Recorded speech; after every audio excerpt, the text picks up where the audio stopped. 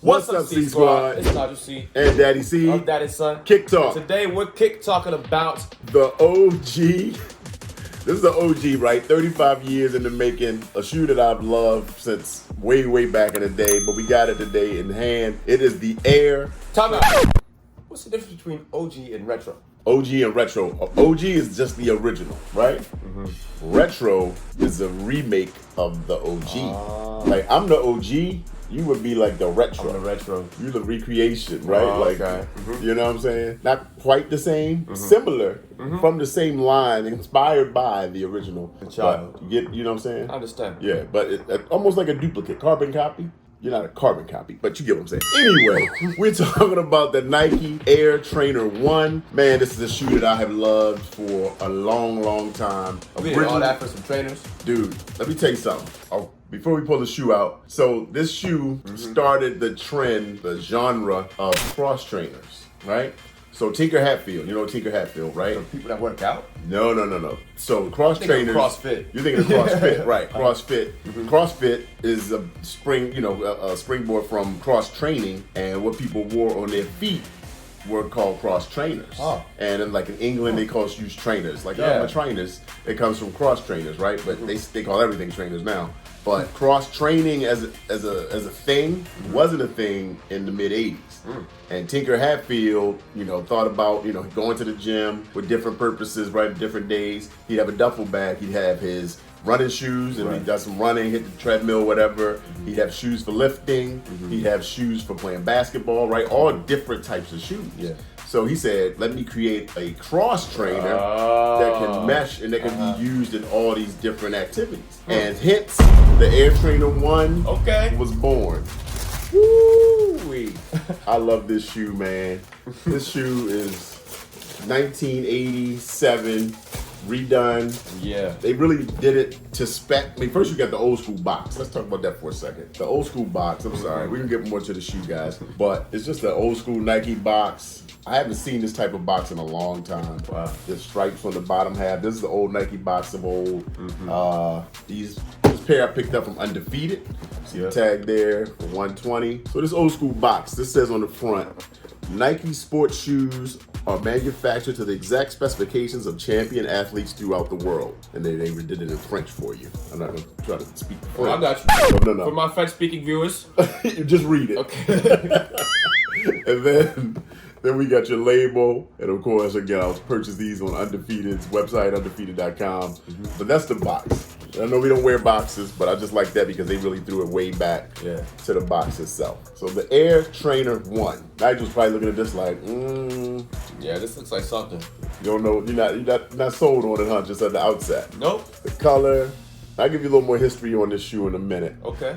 But when this shoe first came out, there were like some high profile athletes that were in that commercials and the ads for them back in, like 1987, 1988. And we had Andre Agassi, who was a world-class tennis player, John McEnroe, who was another world-class tennis player, and Bo Jackson, my favorite athlete of all time, right? So all of these guys became, wearers of the Air Trainer 1. Story has it that John McEnroe, again, he was a world-class tennis player, had like a foot problem, was wearing regular tennis shoes, right? Just regular lace-up tennis shoes made for tennis. And he was at some type of event. Tinker Hatfield gave him a pair of these and said, hey man, these may help with your foot issue. He put these on. You get a lot more support in like this lateral space as your foot, is moving side to side. Yeah. So they implemented this strap. And John McEnroe wore these and ended up wearing like the next 4 events, winning the next 4 events wearing these shoes. That's tough. Yeah, so then like the ads and everything, the marketing that came after that was all about, you can play tennis. You can, Bo Jackson, of course, is like lifting everything in the gym on the commercials and he's wearing the shoes. And I love it, man. It's a clean, maybe it's a little too OG for you. Maybe nostalgia is blinding you into thinking that these are tough. But, dude, the history is sick. Nike, luckily, has been like in a rebirth of this shoe. And look at Travis Scott just dropped his Travis Scott Air Trainers. And they were built off of this shoe. That's Travis Scott. But you would want that. No. You didn't want. You still wouldn't want. Okay. All right. So it wasn't just the hype, like making you like something that necessarily you wouldn't love.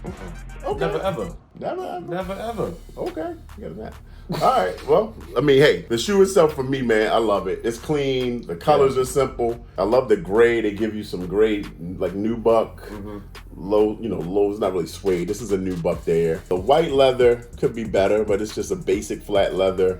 Yeah. And then you got black on that forefront, and I love the heel. I mean, I love the strap that you can, loosen that up, tighten that up. You about to do some serious activity. Give yourself some more support, and this of course has encapsulated inside the heel, inside the midsole is your air unit. But this was actually right before the Air Max 1 came out when they started showing the air bubble. Yeah. So it was still closed inside the shoe. I have a question. Yep. I'm kind of looking at this, right? And I am I wrong in noticing that they kind of like took stuff from other shoes and put it in here? Because this little lace thing right here, I've only seen this in like Jordan 3s? I think it might be 3s. Is it in? Yeah, they have this in the 3s and this right here. I might be reaching right now, but it kind of looks like the thing in what's the big Jordans? Like they're like huge. The huge Jordan? What do you mean? 8s? I think, yeah.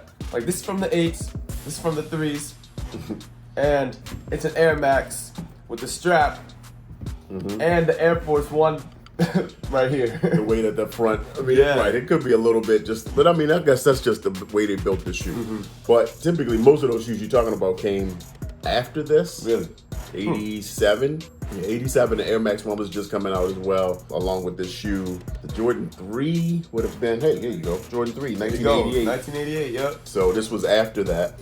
Well, maybe some other shoes took inspiration from this. Exactly. And that's the evolution. Another, the evolution of shoes, man. And right, you see like Nike started maybe doing this and they did this. And they're like, well, let's apply that to the Jordan 4 or Jordan 5 or whatever. So I can't lie, it's an important shoe. Yeah. It definitely is. Yeah, you're right. And that's why this is the OG that started it all. Right? And then this shoe now became something that people started wearing to the gym to do all the different activities. Yeah. They came out with different colorways of this shoe over time. And there have been a few retros of it, but I'm happy that right now they're re-releasing. And they've done a couple of new colorways of this shoe as well. Like I said, Travis Scott has done his Air Trainer remix. So it's literally the same shoe with Cactus Corporation on it. It's got a zipper in the back and a whole bunch of zippers and buttons and all kinds of stuff. Not my cup of tea. I like this one. I don't know. Y'all like the Air Trainer 1 or do you prefer the Travis version of the Air Trainer? Let us know down in the comments. And Nigel, what should they do, man, if it's your first time here? You definitely need to ring that notifications bell because we're going to be back with some heat. That's right. More comment, man. You need to be the first person there. Don't be late. Don't be late. Don't be late. You want to be first on the scene. For sure. We're going to do some on foot here, but thanks for hanging out. Let me know if you love this shoe. We'll see you on the next one. Yes, sir. Peace.